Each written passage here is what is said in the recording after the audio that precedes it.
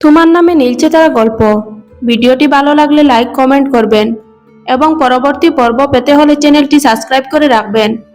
হবুস্বামী শব্দটা শুনে মেঘ বেশ অবাক হয়। আদ্রিয়ান ঘুম থেকে ওঠার পর মেঘের সাথে এমন উগ্র ব্যবহার কেন করছে? কাল রাতে সব ঘটনা কি সে ভুলে গেছে? আর হবুস্বামী শব্দটা দ্বারা কি ফারহানকে বুঝালো? নবীনবরণ অনুষ্ঠানে প্রপোজের ঘটনার জন্য কি সকাল থেকে এমন ব্যবহার করছে আদ্রিয়ান? মেঘ বলে, আদ্রিয়ান স্যার, সকাল থেকে আপনি এমন রাগী আর গম্ভীর কণ্ঠে কেন কথা বলছেন? আর ফারহান চৌধুরী আমার কলেজে কেন পৌঁছে দেবে? উনি আমার হবু স্বামী হন না। এখন আমাদের বিয়ে হয়নি। মেঘের মুখশ্রীর দিকে তাকায় আদ্রিয়ান।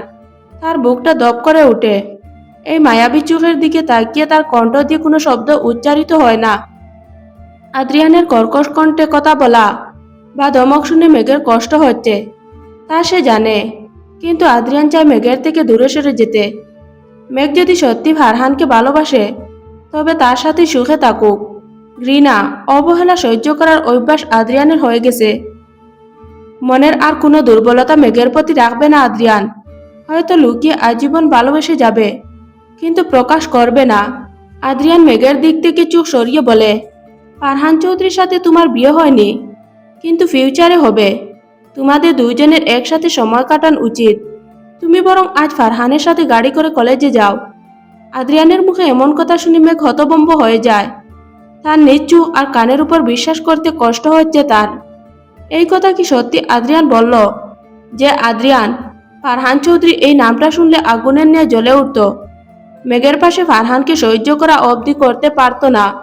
সেই আদ্রিয়ান বলছে ফারহানের গাড়ি করে মেঘকে কলেজে যেতে। হঠাৎ এত পরিবর্তন কেন হলো আদ্রিয়ানের? সকাল থেকে এমন অদ্ভুত ব্যবহার কেন করছে? মেঘ বলে, কিন্তু আমি ফারহান চৌধুরীর সাথে গাড়ি করে কলেজে যেতে চাই না। মেঘের কথা শুনে আদ্রিয়ান বিস্ময়ের সহিত বলে ওঠে, তবে তুমি কি চাও মেঘ?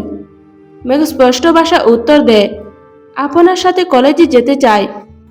শান্ত আর নিবৃত্ত চোখে মেঘের দিকে তাকায় আদ্রিয়ান। কোনো অপরাধের শাস্তি স্বরূপ এমন দহন যন্ত্রণায় আমায় পুড়িয়ে শেষ করে দিচ্ছে মেঘ। কি চাও তুমি মেঘ? আমি কষ্ট পাই, বিশ্বাস করো আমার কষ্ট হচ্ছে।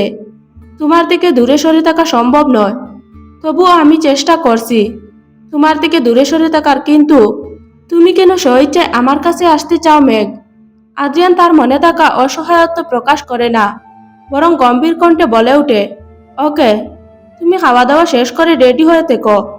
হ্যাঁ অবশ্য, সকালের নাস্তা রেডি হয়ে গেছে। আপনি টেবিলে বসুন। চেয়ারে টেনে টেবিলে বসে যায় আদ্রিয়ান। কাল রাত থেকে আদ্রিয়ান অসুস্থ ছিল। শরীর থেকে অতিরিক্ত রক্তকরণে শরীর ভীষণ দুর্বল হয়ে, তাই আদ্রিয়ানের জন্য মেঘ চিকেন স্যুপ আর হালকা নাস্তা রেডি করেছে। ডাইনিং টেবিলে বসে খাওয়া দাওয়া শুরু করে দেয় তারা দুইজন। আদ্রিয়ান বেশ মনোযোগ সহকারে আনন্দ করে খাবার খাচ্ছিল। মেঘের রান্নার হাত বরাবর ভীষণ প্রশংসনীয়, কিন্তু প্লেটে থাকা খাবার খেতে বেশ কষ্ট হচ্ছে মেঘের। তার টুট দুটো যেন জ্বলে যাচ্ছে। কাল রাতে আদ্রিয়ান অগ্রেসিভ হয়ে মেঘের টুটে বেশ জুড়ে কয়েকবার বাইট করে, যার ফলে মেঘের নরম টুট জোড়া রক্তাক্ত হয়ে লাল বর্ণ ধারণ করেছে। টুটের গলায় বেশ কয়েক জায়গায় লাল পার্পেল মার্ক হয়ে গেছে। মেঘ বেশ সাবধানে আর ধীরে ধীরে খাবার খাওয়া শুরু করে, কিন্তু হঠাৎ ব্রেডে কামড় দিয়ে গিয়ে তার টুটের দাঁত বসিয়ে দেয়। ক্ষত স্থানে দ্বিতীয়বার কামড় লাগায় টুট কেটে রক্ত বের হয়ে যায়। মেঘ ব্যথায় আর্তনাদ করে স্পষ্ট স্বরে বলে ওঠে, আহ! হঠাৎ মেঘের ব্যথাতুর কণ্ঠ শুনে আদ্রিয়ান অবাক হয়ে যায়। প্লেটে থাকা খাবারের উপর থেকে দৃষ্টি সরিয়ে মেঘের দিকে তাকায়, কিন্তু আদ্রিয়ানের টুট আটকে যায় মেঘের টুটে। গলায় থাকা অসংখ্য লাভ বাইটের দিকে। মেঘের নরম টুটের আশেপাশে অসংখ্য কামড় আর কত। তাছাড়া গলায় লাল ছোট ছোট দাগ রয়েছে। আদ্রিয়ান অবাক হয়ে প্রশ্ন করে ওঠে, মেঘ, তোমার টুট এমন কামড় দিয়েছে কে? আর গলায় ছোট ছোট রক্তের দাগ কেন? তোমার শরীরে কি অ্যালার্জি হয়েছে? আদ্রিয়ানের প্রশ্ন শুনে মেঘের লজ্জা পায়। কাল রাতে তাদের একে অপরের সাথে কাটান ঘনিষ্ঠ মুহূর্তের কথা মনে পড়ে যায়। কিন্তু আদ্রিয়ান অ্যালার্জির কথা কেন বলল? কাল রাতের কোনো ঘটনা কি আদ্রিয়ানের মনে নেই? মেঘের বেশ রাগ হয় আদ্রিয়ানের উপর। নিজেরই কাল মেঘের টুটে কামড় দিয়েছে, রক্ত বের করে ফেলেছে, অথচ এখন সেকালে জিজ্ঞেস করেছে টুটে কামড় কে দিয়েছে। মেঘ দাঁত কটমট করে বলে ওঠে, আদ্রিয়ান স্যার, আমার শরীরে অ্যালার্জি হয়নি, বরং কাল রাতে আপনি কিস করার সময় এমন কামড় দিয়েছেন পাশে থাকা পানি ভর্তি গ্লাস থেকে মা এই সামান্য মুখে দিয়েছিল মেঘ, কিন্তু হঠাৎ মেঘের মুখে কি শব্দটা গলায় পানি আটকে যায়। আদ্রিয়ান কেসে উঠে তার মুখ থেকে সমস্ত পানি মেঝেতে পড়ে যায়। সে অবিশ্বাস্য চোখে মেঘের ঠোঁট আর গলার দিকে তাকায়। মেঘের ঠোঁটের দাগ থেকে স্পষ্ট মনে হচ্ছে কেউ কামড় দিয়েছে। কাল রাতে আদ্রিয়ান মেঘের সাথে আর কি কি করেছে। আদ্রিয়ান বলে ওঠে, নাউজুবিল্লাহ। আদ্রিয়ানের চমকে যাওয়া চোখ মুখ দেখে মেঘ মনে মনে হাসে।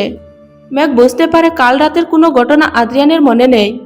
আদ্রিয়ান মেঘের দিকে তাকিয়ে প্রশ্ন করে ওঠে, মেঘ, তোমার সাথে কাল রাতে কি করেছি আমি? মানে শুধু কি কিস করেছি, না এর চেয়েও বেশি কিছু?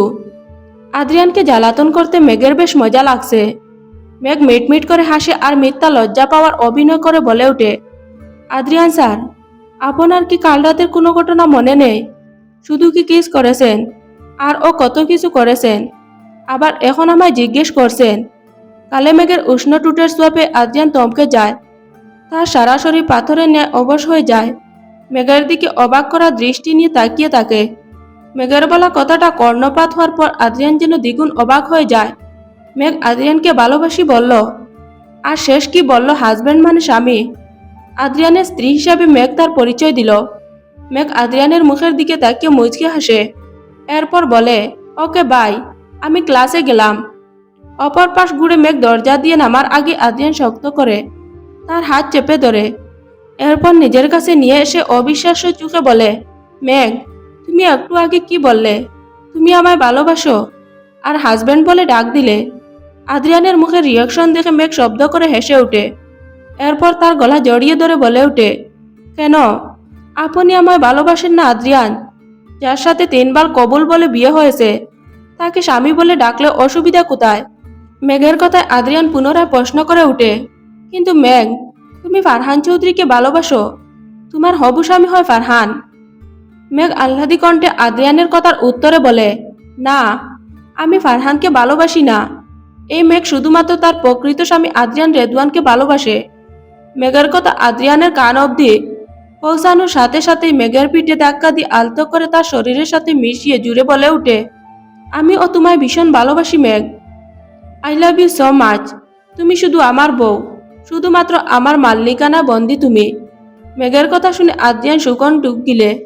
আদ্রিয়ান সন্দিহান দৃষ্টি নিয়ে বলে ওঠে, মেঘ, আমার হার্ট অ্যাটাক করিও না।